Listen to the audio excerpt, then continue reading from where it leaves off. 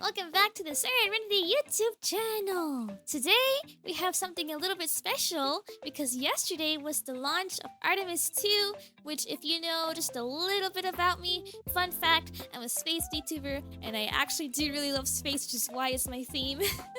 I've even been interviewed by NASA before, which I made a little video about that's pinned on my Twitter profile if you're curious. And I was just so excited. I was space maxing yesterday. I was on my way to the theaters to watch Project Hail Mary, and at the same time was the 10-second countdown of the official launch for Artemis 2. So I have a little YouTube video pulled up for us called What is Actually Happening on Artemis 2, which I felt like was the perfect time to watch together because I need to let the excitement out somehow, you know? Also, I'm not going to spend too much time on this for this video because I want to save it for the weekend, but thank you so much for 10,000 subscribers. I made a little community post about it. We're gonna celebrate hopefully by this Saturday, so be on the lookout for that, okay? As always, if you like this sort of content, be sure to subscribe, leave a comment down below for any other video suggestions, and join the Discord server to get pinged whenever I go live on Twitch or post a new YouTube video. That being said, let's go! You know, as we're watching this, I have a video, or a live stream rather, pulled up on my big TV right next to me of NASA's stream. I'm so space maxing, bro. I'm such a fat fucking choid. I'm a space choid. When Neil Armstrong set foot on the moon for the first time in 1969, it was a moment that defined a generation. 6969. In the 5 decades since, we've sent rovers to Mars, probes to the edge of the solar system, and telescopes that can see back to the beginning of the universe. And yet, in terms of how far we've actually sent a human being, there has been zero progress. Whoa! But that is about to change. Whoa! Artemis 2 will carry 4 astronauts on a journey around the moon, and when they get there, they will be further away from Earth than any person has ever gone. Can you imagine what it's like up there, dude? I know right now they're in a high Earth orbit right now. I just can't imagine that view, man. It must be so nice. Imagine like being able to bring up classical music or something like that up there. That's what you get to listen to while you look out your window and see the entire freaking universe. Dude, take me up there. Earth than any person has ever gone. This is the beginning of a new giant leap for our generation to witness. And the first small step for this. I get a little bit embarrassed posting space videos on my channel because I'm like, I don't know if other people share the same passion that I do, but I'm genuinely so excited. I almost started crying watching the launch, guys. I get so emotional over it, over space achievements. It just makes me so happy. I was really nervous during the countdown. I'm like, what if this shit just blew up and I just witnessed something disastrous? It turned out perfectly fine. In fact, their one issue was a toilet issue, which honestly isn't something to joke about. I would be so demoralized if like I'm up there and shitting is already a problem on a spaceship, and then you get even more problems regarding your shitting area. I would hate that, but I think they have it figured out by now. Crew will be towards solving a new problem that NASA has never had to figure out before. Going back to the moon isn't just a matter of building a rocket and pointing it in the right direction. Big. The plan I want to be able to go to Florida and like have a watch party of a launch one day. I don't know how that works, or if it's open to the public or just friends and family and like coworkers. I don't know how it is, but I would love to watch a launch one day. Maybe for Artemis 4 when they're actually landing humans on the moon. Ooh, that would be so exciting, guys! Serenrenity meet and greet at the Kennedy Space Station. this time is to stay, to build a permanent human presence in deep space. Hey! To do that safely, you need to know exactly how your spacecraft behaves with human beings inside. That's what Artemis 2 is, a crude test of the most powerful rocket ever launched with 4 people on board who will find out if it's actually ready. This is who they are, what they're going to do, and why this mission I is hope bigger. it is, man. Elon Musk promised me humans on Mars by like 2030 or something, like 10 years ago, and I don't think that's happening yet. So can we do the moon? Do the moon! Than most people realize. Can we do the moon? Leading the Port of mission will be Abort. Commander Reed Wiseman. He spent 27 years as a fighter pilot in the U.S. Navy before joining NASA's astronaut ranks in 2009. Yeah! He flew to the ISS for the first time in 2014 on board a Russian Soyuz rocket, and later became NASA's chief of the astronaut office in 2020. Victor Glover will pilot the spacecraft, also a former U.S. Navy airman who was deployed in Operation Iraqi Freedom. He made his first trip to Earth orbit in 2020 on board a SpaceX Dragon capsule. Christina Cook is a mission specialist. She has a background as an electrical engineer, Antarctic explorer, and firefighter before joining NASA in 2002. She holds the record for the longest single spaceflight by a female astronaut with 328 consecutive days in space. Oh, wow, Jeremy that's Hansen a long is time. another mission specialist, also a veteran fighter pilot. Hansen has actually never been to space, but he has spent time as an aquanaut, which this is long always so duration interesting deep sea to diving. me. He's also the first Canadian who will fly to the moon. Yeah, I always hear that he's never been to space before, so I wonder how he's feeling up there, honestly. I would love to hear his thoughts. These 4 people will spend 10 days in space on a flight that will take them around the moon and could reach a distance over 400,000 kilometers away from the Earth. That is so further away crazy, from home dude. than... During the launch, I was reading the speeds of like how fast they're going. It was like 20,000 miles an hour. Can you believe that? I was on the highway, in the car, grammar, on the highway to the movie theaters, going like, 60, 70 miles per hour? I wasn't driving, by the way, don't worry. And then I just read that this rocket is going 20,000 miles per hour. I'm like, what? That's fucking crazy. any human has ever traveled. Me and my measly 70 miles per hour, and I'm already freaking out. From here, the Earth will look like a small and distant globe behind the lunar horizon, a sight that was first captured by the crew of the Apollo 8 mission in the year 1968. So long ago. This is a photograph that has come to be known as Earthrise. It's the first clear image ever taken of the Earth and the moon together. Before that, people had only seen grainy, low-quality images of outer space taken by cold, mechanical probes. This was a scene composed through the human eye and captured on color film, and it changed the world. So pretty. Just like Artemis 2, Apollo 8 was the first crewed test flight of a brand new state-of-the-art technology, and we have come a long way since the 1960s. This is our new spacecraft. The design is known as Orion, but this particular capsule has been named Integrity by its crew. Compared to the old Apollo capsule, it has 60% more internal volume. That's what allows the vehicle to accommodate a crew of 4, while the previous moon missions capped out at 3. Beyond just an extra chair, the new design offers some luxuries that were not available in the past. It's so crazy Chief among witnessing them being this after watching Project Hail Mary. I think the timing of that movie coming out was so perfect. a space toilet. I have a deeper Ever since the space age appreciation began, of, like, engineers everything have that goes obsessed around over efficiency. living on When a every gram rocket matters, you design equipment that carries more while taking up spaceship. less space. Back in the Apollo days, the best and bravest NASA astronauts had to pee in a hose and poop into a plastic bag. Oh yeah, Sometimes dude. Yeah, this gotta be the worst part. Miss, and that led to some nasty stuff floating around. Oh yeah, sometimes it would miss. And it would just float around, bro.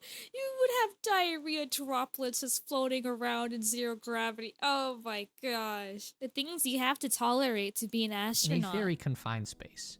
Orion has the new Universal Waste Management System. It's based on the same toilet they use on the ISS, and it's located inside a wall of the spacecraft behind a small door for privacy. Oh yeah, you finally get the privacy. astronauts will also be You bringing used a to get gym to the that. moon. Because these Artemis missions are designed to be long duration, the crew needs to exercise every day in order to maintain their muscle I mass gotta and bone exercise density every day. in the microgravity environment. I gotta exercise So the today. capsule is equipped with this simple rowing machine that allows them to get in a full-body workout. For meals, the crew will be eating dried food packets that get rehydrated with fresh water. One of the advantages of a relatively short duration spaceflight is that there's no need to recycle water on Artemis 2, so unlike astronauts on the ISS, they will not be drinking their own pee. Human waste from the toilet system will simply be vented out into space. And of course, the most important part of the mission, the crew will be taking photos and videos of the most spectacular view as they fly around the moon. The Orion spacecraft will be equipped with professional-grade Nikon cameras and lenses, along with a collection of GoPros that will be collecting footage inside the capsule for a Disney Plus documentary. And most importantly, Artemis 2 will be... I'm obviously watching a NASA live stream right now. I'm like, where's my 4K streaming? But I see it's mostly for the documentary. I'm excited for that. Yo, Discord watch party. Be the first NASA mission where astronauts are allowed to bring their iPhones along with them to space. Oh, true. But before any of this can happen, there is launch day. This is what NASA has spent the better part of the last decade preparing for. They have already completed the first uncrewed test flight with Artemis 1 in November 2022, but now it's finally time for the real deal. The rocket and spacecraft are already on the launch pad and going through final checks as we speak. That's crazy. This channel is this channel probably had to do a voiceover for this part specifically, because he probably did the rest of the video like the days before, right? The timing, I respect it. Actually, two separate vehicles. There is the SLS booster and the Orion spacecraft. Beginning with SLS, this is the most powerful human-rated rocket booster ever made. So when our crew lifts off, there will be more thrust under their seat than any person has ever experienced. That's so scary. The majority of that power comes from two solid rocket motors strapped to the sides of the main rocket body. If you've ever flown a model rocket with that little cardboard tube of propellant, this is the exact same concept, just much, much, much bigger. Each side booster is the height of a 17-story building and capable of producing 3.6 million pounds of thrust. That's more power than... Guys, this is so unrelated, but like I can't stop thinking about Orb. I watched Orb. It's so funny, actually. Okay, chat, first of all, if you have never seen Orb, please watch it. That's my #1 favorite anime of all time. I didn't think I'd find a new favorite of all time during this decade, but dude, anime just keeps getting better and better. That's my #1 favorite. It's really funny how I started watching it. I woke up one day and my neck was just fucked up. I had a really, really bad muscle sprain or something between my neck and my shoulder. So I could not turn my head at all. It was so stiff and it stayed like that for a week. I was sobbing because I couldn't even sleep. It was so bad. I couldn't lay down. It hurt to put myself in a position to lay down completely. So I had to stay standing up or sitting up like 90 degrees. Awful. Do not recommend. Please make sure you're sleeping in a proper position. I learned my lesson. I was sleeping in a really bad posture. I thought I like fucked up a nerve or something and I'd have to go to the ER. Thankfully, I didn't. It recovered within a week, but worst week of my life. But basically, I was bedridden and I was like, why not watch Orb? You know, it's a space-themed anime. I had been hearing really good things about it. I got recommended it so many times because obviously I like space. That much is obvious. Changed my life. Love it so much. And I can't stop thinking about it. With all these space achievements and progress that's been happening lately. I've been rewatching it since yesterday too. It's just so good. It makes me cry. 2 SpaceX Falcon 9 rockets combined. These also have some extra decoration for Artemis 2 with a big America 250 painted on the side of the booster. 250? That is in yeah, I forgot this year was America's 250th birthday. The 4th of July about to go crazy, guys. Celebration of the nation's founding in 1776, 250 years ago. It's a fitting tribute to put on this rocket when you consider that SLS and Orion were built by over 3,200 American suppliers and contractors across every state of the USA. I know one! In the middle is this giant orange fuel tank that will be filled with liquid hydrogen and liquid oxygen. On Earth, we are typically going to find hydrogen and oxygen in the form of a gas. So to convert that into a liquid state, we have to make it very cold, taking it Very down below cold. negative 100 degrees to a cryogenic temperature. And the reason we do that is because a liquid is much more dense than a gas, which means that we are going to get a much more powerful reaction when we set it on fire. Down at the base of the fuel tank is Blow it where up. all of the fire happens. Dude, it's so We have scary. 4 RS Messing around with fuel, gosh, fuel scares 25 me. rocket engines that combine the 2 liquid propellants and ignite Especially them lots to of it. create even more liftoff power. Now, if any of this stuff looks familiar, that's probably because we are looking at the exact same approach that NASA took with their space shuttle program. The big orange tank, side boosters, hydrogen fuel, it's all taken from the old shuttle playbook. Particularly the RS-25 engines, which were literally taken from retired space shuttles. NASA made the smart decision to save those for future projects, and now they are ready to launch people into space once again as part of the SLS rocket. Kind of scares me to reuse stuff, but I'm sure they know what they're doing. But it just scares me. I mean, I hear so many horror stories from airplane crashes of like reused parts that weren't maintained properly or inspected properly, and just one little crack causes a whole thing to fall apart and yada yada yada. So it kind of scares me, but I'm sure they kept that in mind. Of course, crossing my fingers. T0, the 4 I'm not an hydrogen burning engineer, engines so I will wouldn't ignite know too first much and about throttle up. that. Now, they don't have enough power on their own to actually lift the rocket, but they are still very important for the ascent phase. Oh, I know Because about unlike this. the side boosters, these are able to swivel around and point the nozzles in different directions. That's how the rocket booster steers itself through the atmosphere. Once the core stage is running smoothly, this is when ground control is going to ignite 2 side boosters. These provide more than 75% of the rocket's total thrust, It was so so once fun they get watching them started, things fall are going off. to move really fast. They are also going to get really bright. When the first SLS launched on Artemis 1, it was the brightest rocket in history. It literally turned night into day for the area around the launch. Wow, that is really bright. Now, up here in the nose cone is where our crew is going to be riding this out.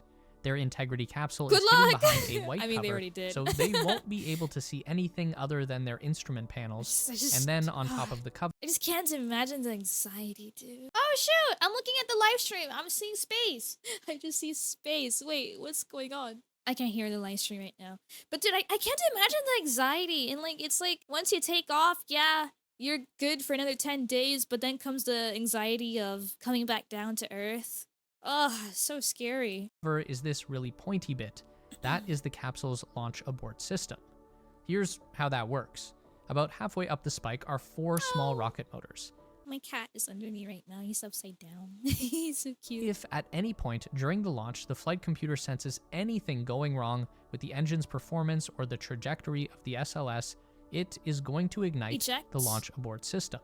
Those 4 motors will pull the capsule away from the rocket booster, then the capsule will separate from the abort system and deploy its parachute so that everyone will safely float. Yeah, I saw it actually happen with some Russian flight. They had to actually eject. It worked successfully, but it was really scary. If you watch the video, you can see the whole thing exploding into a big ball of flame. I'm really glad that this is a thing now and that they survived. Back down and land in the water. This is the main reason why Artemis 2 will probably launch in the middle of the night. If, for whatever reason, the crew has to perform a high-altitude abort, then the capsule might end up coming down somewhere halfway around the world, and we don't want rescue teams on the open ocean trying to find them in the dark. So if it's night in Florida, then it's going to be morning in Africa, and that provides just That's a so little interesting. That did not happen. It launched at like 6 p.m. Florida time. It would have been so dark if they had to abort. So that's interesting. I didn't know that, but did not happen. Mind if the worst case scenario were to happen. Hi, Johnny, but that baby. is highly unlikely. Little So kitty. assuming everything goes well, at about 2 minutes into flight, the side boosters will separate from the core of the SLS. This is a really cool sight to see. As they fall back, each booster is going to drag a giant tail of sparks from the burning embers of propellant. If you haven't At this point, the rocket is about 50 kilometers above the Earth, or halfway to space. But the power of the side boosters has pushed it through the most dense part of the atmosphere. So now the SLS is able to cruise on those 4 hydrogen-burning engines. About 1 minute later, the launch abort system is going to separate from the nose of the rocket, and our crew... There's a shot of that happening. It happened on a live stream, but if it's too hard to find, you can go on the r/space subreddit. It should be like the top post of the week. It looks so pretty. It's such a strange adjective to describe, things falling apart. But like, it was so pretty watching it come apart. Crew will finally be able to see out of their windows. I think because there's so many ice particles. So don't confuse that with an actual abort. At this altitude, with such a thin atmosphere, it's not needed anymore. The capsule can still perform an emergency return to Earth, but it doesn't require those extra motors in the spike to do that. The SLS core is going to continue burning until 8 minutes and 30 seconds into flight, which is an altitude of about 150 kilometers. Woo! At that point, the main engines will shut down and the big orange tank will separate from the rocket's upper stage.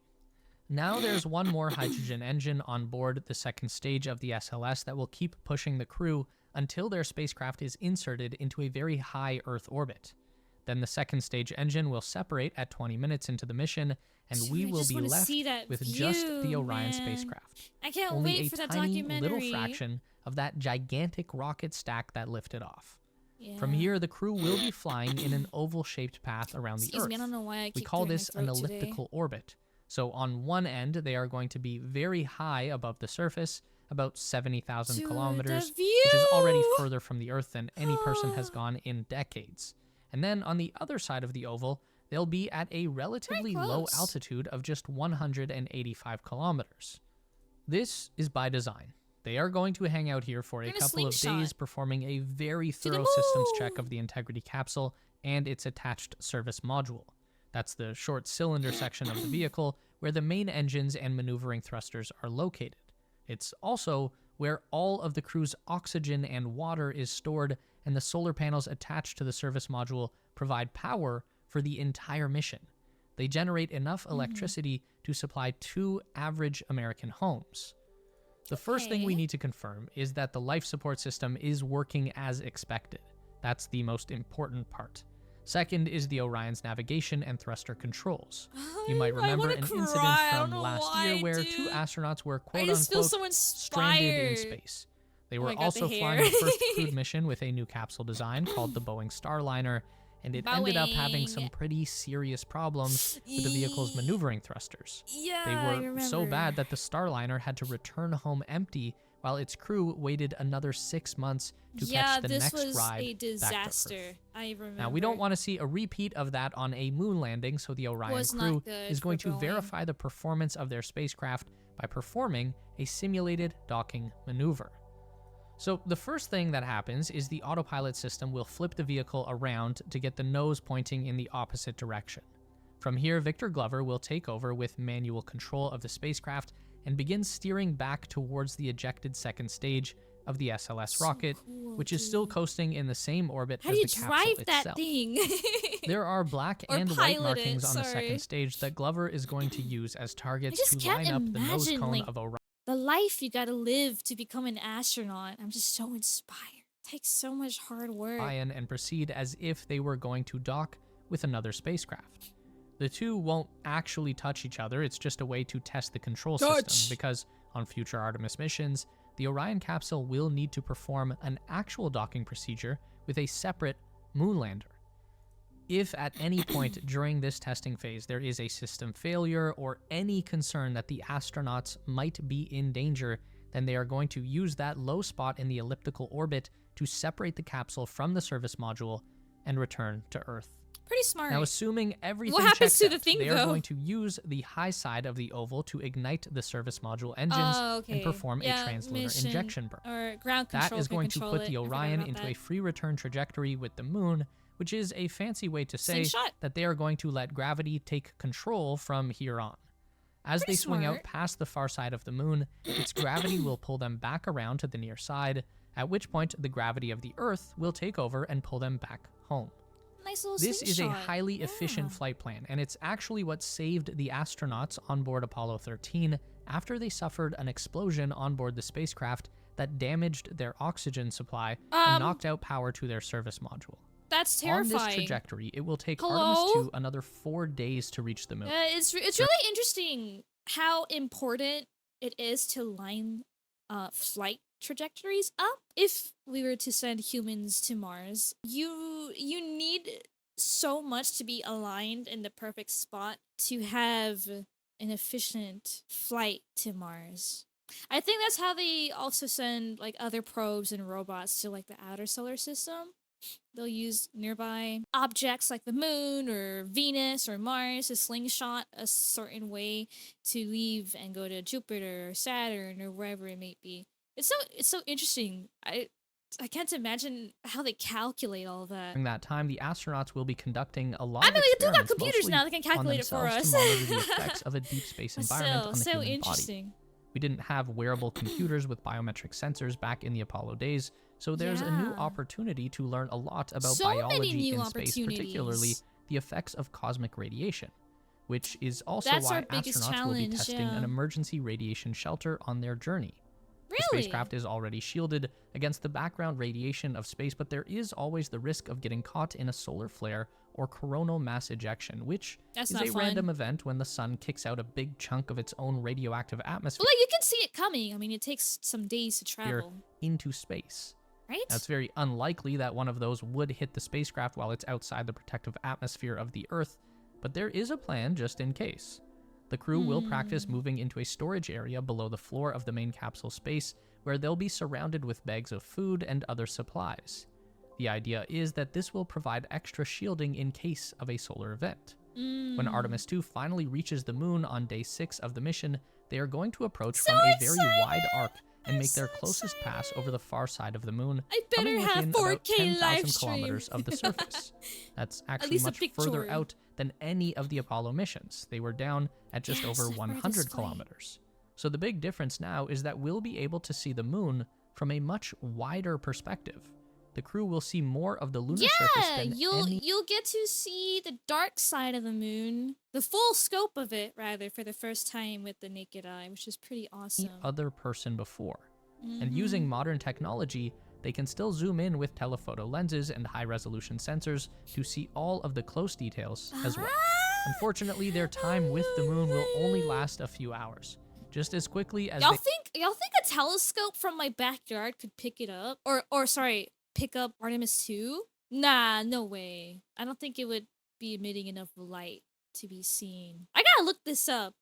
I want to see if I could see Artemis 2 with a telescope. They arrive, they'll continue that loop, and begin the return journey to Earth, which will take another 4 days. That leaves just one final action, the most dangerous point in the entire mission, re-entry. As Orion barrels towards the Earth, the propulsion system is going to perform one final adjustment to put the spacecraft on an angle that will impact the Earth's atmosphere. Then the service module will separate. I don't know about you guys, I get super paranoid on airplanes. I know that obviously it's the safest method of travel, but a human's gonna be a human, and statistics don't help me in the heat of the moment. Anyways, I always know that like takeoff is one of the most critical points of flight, and then second to that would be landing. So my heart is always like through the roof during takeoff and landing. I can't imagine how the astronauts feel because it's that, but like on a much more riskier scale. Oh, dude, I would need to be sedated.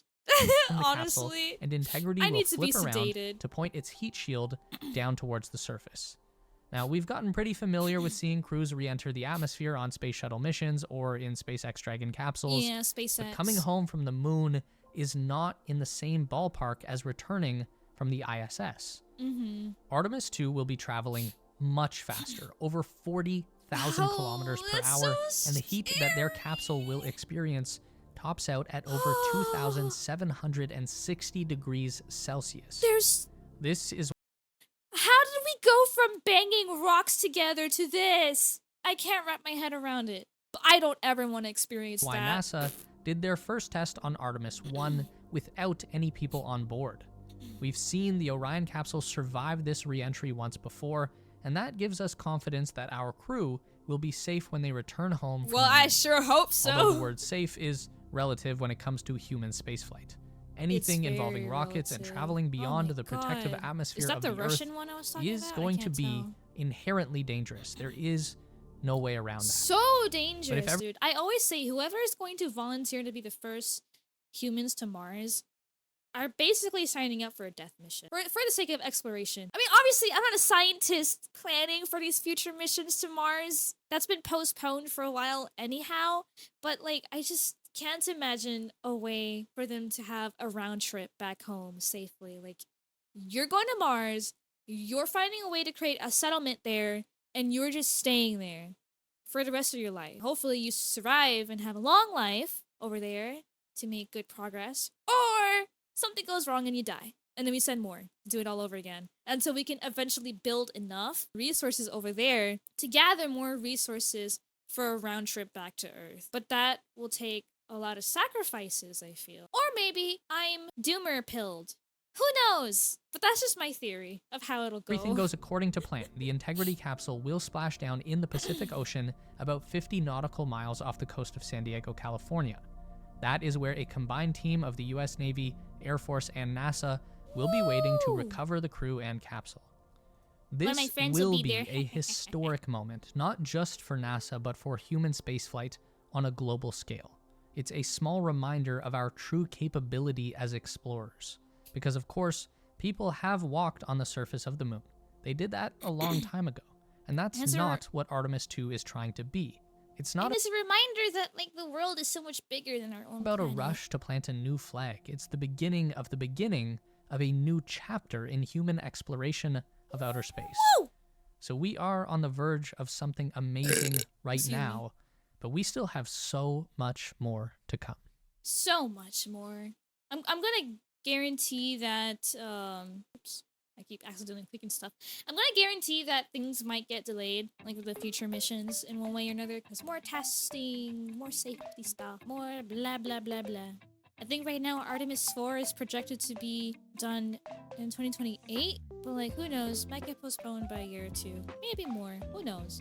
I'm just so excited. I'm happy to experience some sort of space progress in my lifetime. I mean, there has been a lot of things that have already been done these past couple decades. I mean, we got the first photo of a black hole, got the new telescope that replaced the Hubble. Well, it didn't replace it. I think Hubble's still working, but the James Webb one. We're gonna have another one, the Vera Rubin telescope, which I'm also excited for. So much has been happening in the research department, not so much in exploration, which I'm just so excited to witness. I'm just so excited. I don't know if I sound like a silly, stupid old nerd. I'm sorry if I do, but I hope you guys are excited too. With that being said, thank you so much for keeping me company for this video. I'm probably gonna keep space maxing and watching the live stream on my big TV while I do fat chud things, like, I don't know, do art.